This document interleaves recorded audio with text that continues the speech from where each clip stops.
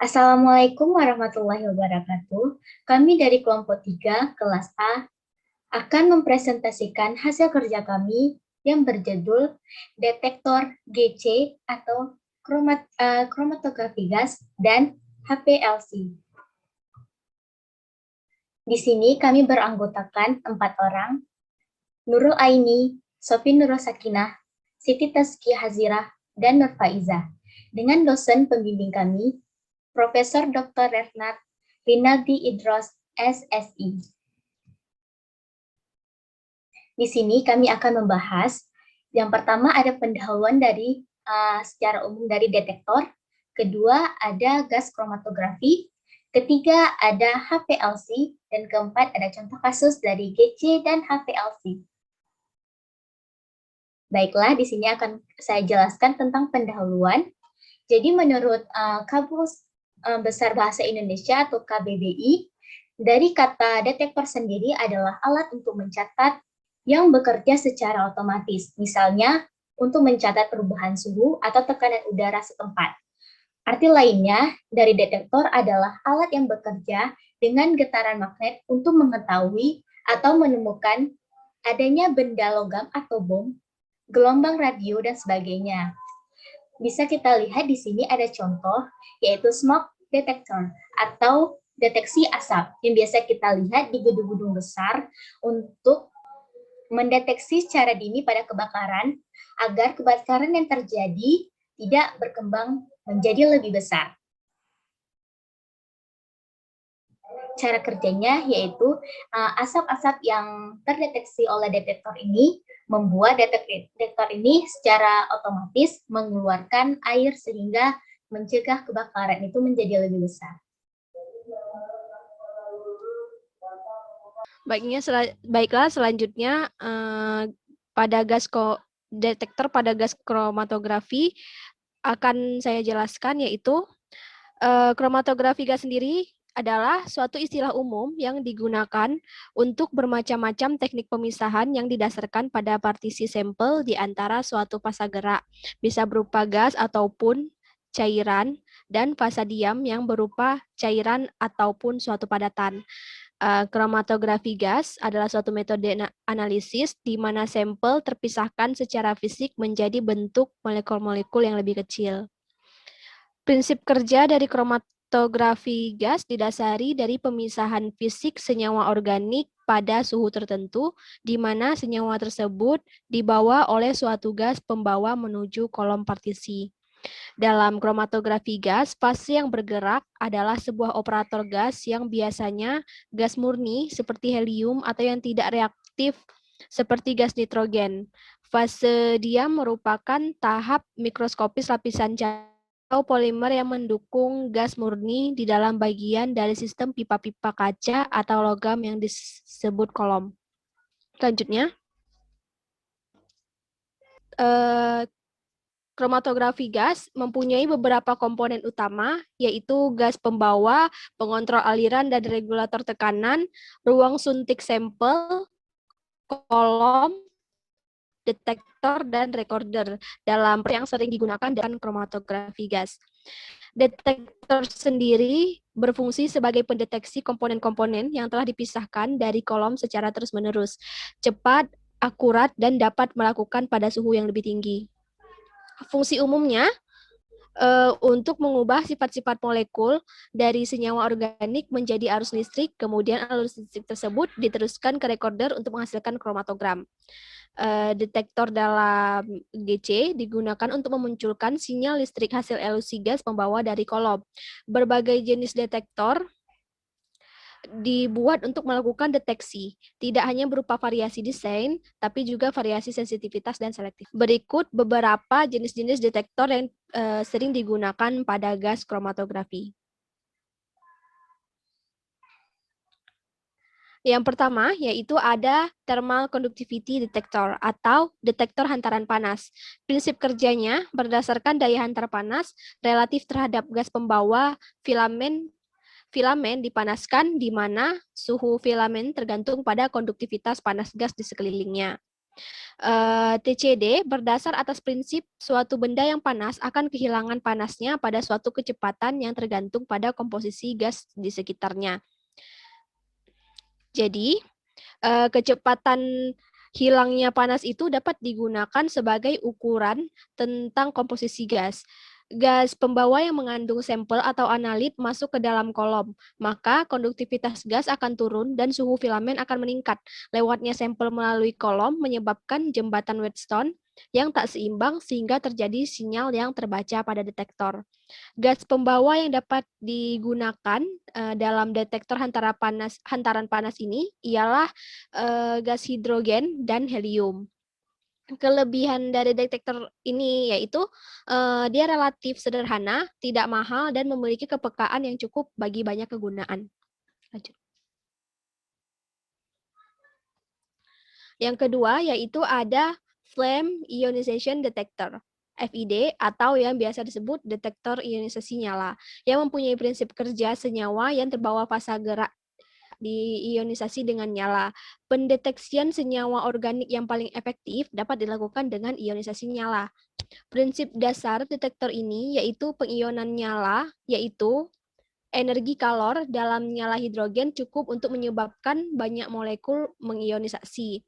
Gas efluen dari kolom dicampur dengan hidrogen dan dibakar pada ujung jet logam dalam udara berlebih. Suatu potensial diberikan antar jet dan elektroda kedua yang bertempat di atas atau di sekitar nyala. Ketika ion-ion dibentuk dalam nyala, ruang gas antara kedua elektroda menjadi lebih konduktif dan arus meningkat mengalir dalam sirkuit. Arus ini melewati resistor, tegangan akan terbentuk yang dikuatkan untuk menghasilkan suatu isyarat yang akan diterima oleh detektor. FID merupakan detektor yang paling luas penggunaannya, bahkan dianggap sebagai detektor universal untuk analisis obat dalam cairan biologis menggunakan GLC. Sumber ion dari detektor FID yaitu api hidrogen udara kecil. Kadang-kadang dapat juga digunakan hidrogen oksigen api karena kemampuan untuk meningkatkan sensitivitas deteksi. Selanjutnya, yaitu ada detektor elektron capture detector atau detektor penangkap elektron. Adalah detektor khusus untuk mendeteksi senyawa halogen organik. Prinsip kerja dari detektor ECD, bila suatu senyawa masuk ke dalam detektor, sebagian besar elektron akan ditangkap oleh senyawa sebelum mereka mencapai plat detektor. Ini mengakibatkan aliran arus listrik dalam detektor berkurang, yang oleh recorder akan dicatat sebagai suatu peak. Prinsip dasar ECD sendiri adalah terjadinya absorpsi elektron senyawa yang mempunyai afinitas terhadap elektron bebas. Senyawa-senyawa elektronik negatif atau senyawa-senyawa elektron negatif. Detektor ini dilengkapi dengan radioaktif, 3 hidrogen dan 63 nikel. Detektor ECD peka terhadap senyawa halogen, karbonil terkonjugasi, nitril, nitro, dan organologam. Detektor ECD banyak digunakan untuk menganalisis senyawaan peptisida. Selanjutnya ada flame thermionic detector atau detektor termionik nyala. Prinsip kerja dari detektor ini yaitu pembakaran senyawaan komponen kemudian direaksikan dengan garam rubidium dan respon listrik yang dihasilkan akan diperkuat dan dikonversi menjadi satuan tegangan. FTD merupakan detektor khusus untuk mendeteksi senyawa nitrogen atau pada fosfor organik. Detektor ini sangat selektif terhadap nitrogen dan fosfor dikarenakan adanya elemen aktif di atas aliran kapiler yang terbakar oleh plasma dengan suhu 1600 derajat Celcius. Elemen dapat berupa logam kalium, rubidium, atau cesium yang dilapiskan pada silinder kecil aluminium dan berfungsi sebagai sumber ion di dalam plasma yang menekan ionisasi hidrokarbon di dalam plasma tetapi menaikkan ionisasi sampel yang mengandung atom nitrogen atau fosfor. Selanjutnya, ada flame photometric detector atau detektor fotometri nyala yang diciptakan oleh Grant di akhir tahun 1550-an untuk mengukur kadar hidrokarbon aromatik benzol.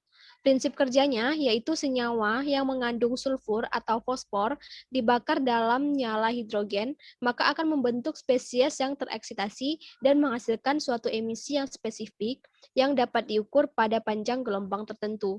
Untuk senyawa yang mengandung sulfur diukur pada panjang gelombang 393 nanometer, sementara pada senyawa yang mengandung fosfor diukur pada panjang gelombang 526 nanometer. FTD merupakan detektor khusus untuk mendeteksi senyawaan sulfur, fosfor, dan timah organik. Detektor ini banyak digunakan untuk menetapkan residu peptisida belerang organik dan fosfor organik dari golongan fosfamidon seperti racun hama, diazinon, atau baygon. Selanjutnya, jenis-jenis detektor pada kromatografi HPLC akan dijelaskan oleh Nurul Aini. Baik, saya akan menjelaskan detektor pada HPLC atau High Pressure Liquid Chromatography. HPLC itu sendiri merupakan salah satu metode kromatografi cair yang fase geraknya dialirkan dengan cepat menggunakan bantuan tekanan dan hasilnya dideteksi oleh detektor. Secara umum, HPLC digunakan untuk mencari besar konsentrasi suatu zat di dalam sampel. Dan prinsip dasar dari HPLC ini yaitu memisahkan setiap komponen dalam sampel untuk selanjutnya diidentifikasi dan dihitung beberapa konsentrasi dari masing-masing komponen tersebut. Selanjutnya.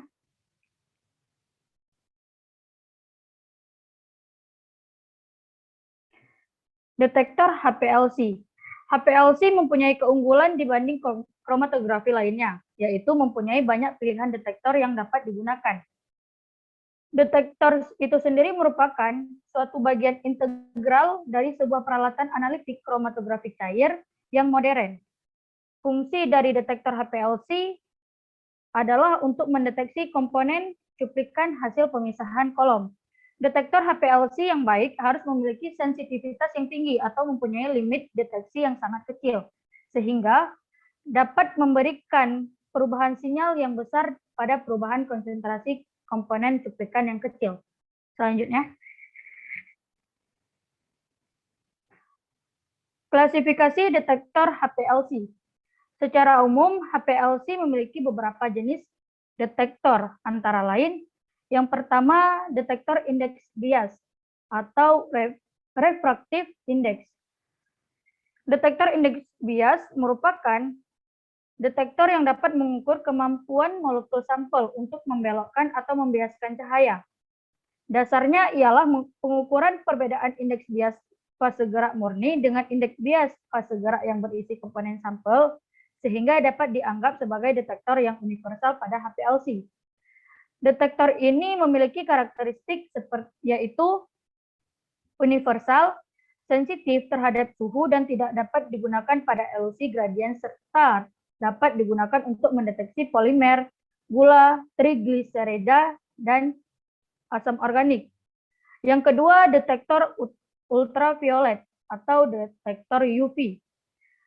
Detektor UV merupakan detektor yang paling luas digunakan dikarenakan sensitivitas dan mudah dalam pengoperasionalnya.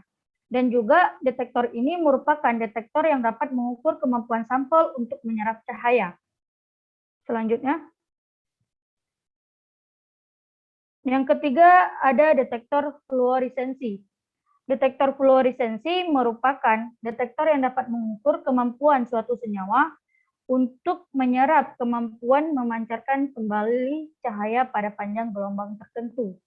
Detektor ini memungkinkan untuk mendeteksi sebuah molekul analit tunggal di dalam sampel dengan tepat. Yang keempat ada detektor elektrokimia. Detektor elektrokimia merupakan detektor yang dapat mengukur senyawa yang mengalami reaksi oksidasi atau reduksi. Biasanya dilakukan dengan mengukur perolehan atau kehilangan elektron dari sampel yang bermigrasi saat melewati antara elektroda pada perbedaan potensial listrik tertentu. Yang kelima, detektor spektroskopi massa atau detektor MS. Detektor MS merupakan detektor yang dapat mengukur kemampuan senyawa atau molekul sampel terionisasi, di mana melewati penganalisis massa dan arus ion terdeteksi. Yang keenam, ada detektor radiokimia. Detektor radiokimia merupakan detektor yang melibatkan penggunaan bahan radioaktif, biasanya tritium atau 3H atau karbon 14. Detektor ini juga dipengaruhi oleh variasi laju aliran. Detektor memiliki batas sensitivitas hingga 10⁻⁹ menuju 10⁻⁻10 gram per mililiter. Yang ketujuh atau detektor yang terakhir yaitu detektor fotometer inframerah atau detektor IR. Detektor IR juga dapat digunakan pada HPLC. Dengan detektor ini dapat dibuat pola spektrum inframerah dari komponen sampel sehingga gugus-gugus fungsionalnya dapat diketahui. Next. Analisis kuantitatif HPLC. Detektor yang ideal pada HPLC ialah yang mampu menghasilkan sinyal yang mempunyai korelasi linier dengan konsentrasi komponen sampel. Dengan asumsi seperti konsentrasi komponen sampel dapat diturunkan dari intensitas sinyal yang ditunjukkan dalam kromatogram. Dikenal dua cara pengukuran secara kuantitatif, yaitu dengan mengukur peak, height, dan peak area. Dikenal beberapa metode untuk merubah data peak height atau data peak area dari suatu kromatogram menjadi konsentrasi dari komponen sampel yang sesuai, yaitu dengan membuat kurva baku dengan cara eksternal standar, internal standard, dan standard addition. Baik, selanjutnya saya akan menjelaskan contoh kasus detektor pada GC dan detektor pada HPLC. Next.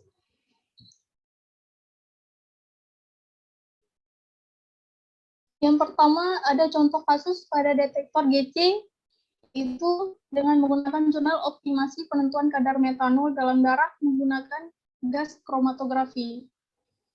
Metanol sendiri merupakan senyawa kimia dengan rumus kimia CH3OH, yang mana metanol memiliki nilai toksisitas yang rendah, yang mana efek toksik muncul akibat hasil metabolisme metanol di dalam tubuh yang berada di dalam hati, yaitu asam format yang bersifat toksik. Jadi penentuan kadar metanol dalam tubuh, seperti dalam darah, dapat dianalisis menggunakan gas kromatografi yang menggunakan detektor flame ionization detector.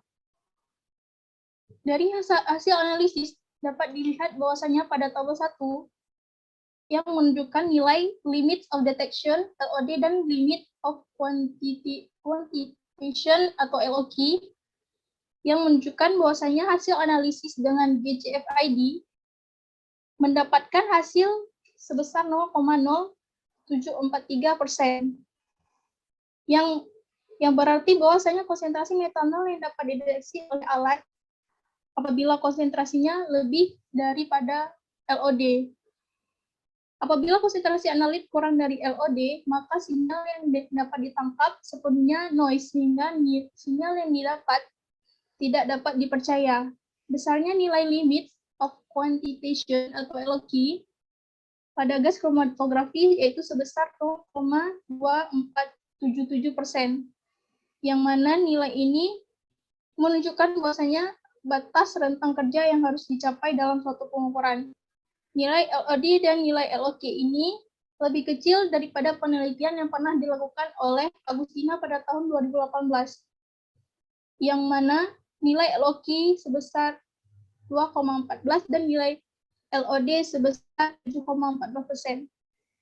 Yang berarti bahwasanya pada penelitian ini hasil yang didapatkan lebih baik dan instrumen yang digunakan memiliki tingkat kepekaan yang tinggi.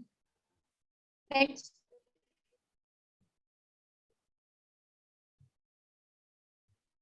Yang kedua, ada contoh kasus pada detektor HPLC yang menggunakan jurnal validasi metode analisis kolesterol dalam telur dengan menggunakan HPLC ILSD.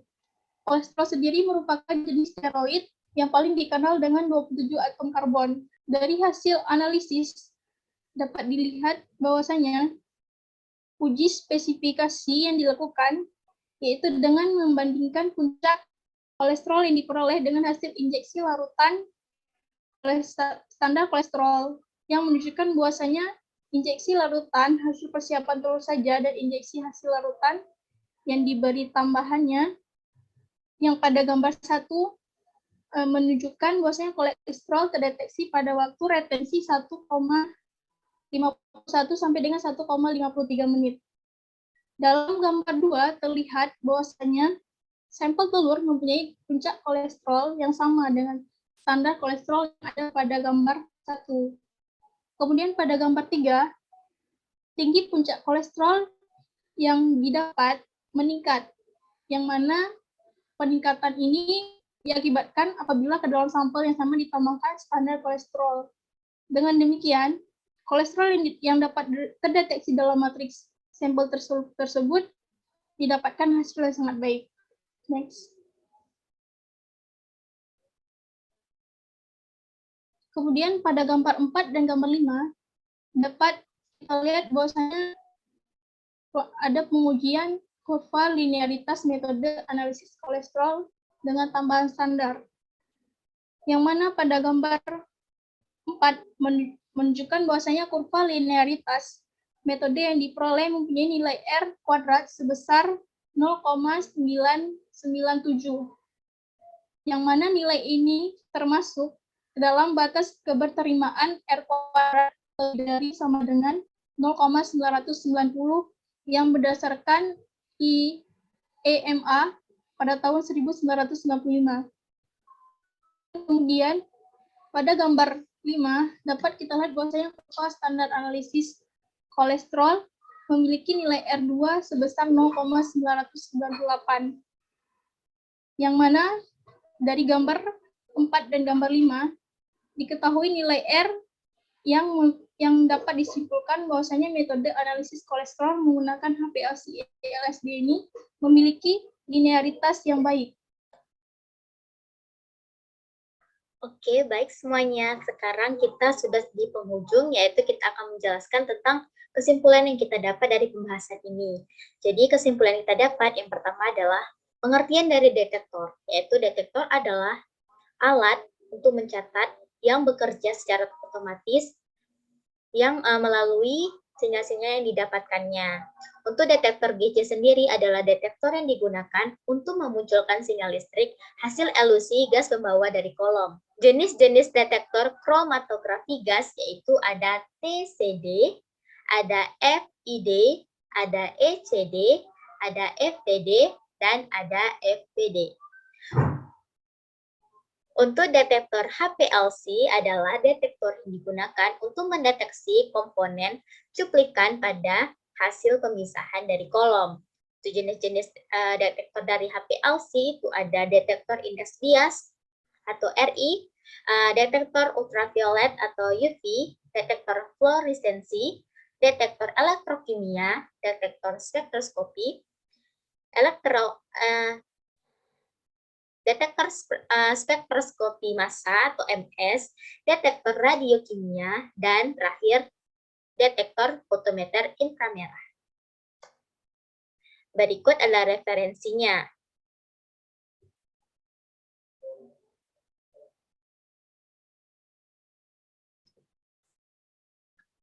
Baiklah, sekian dari presentasi kelompok kami.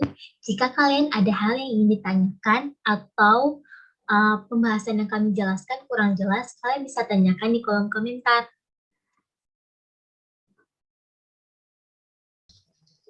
Terima kasih semua yang sudah nonton. Sampai jumpa. Assalamualaikum warahmatullahi wabarakatuh.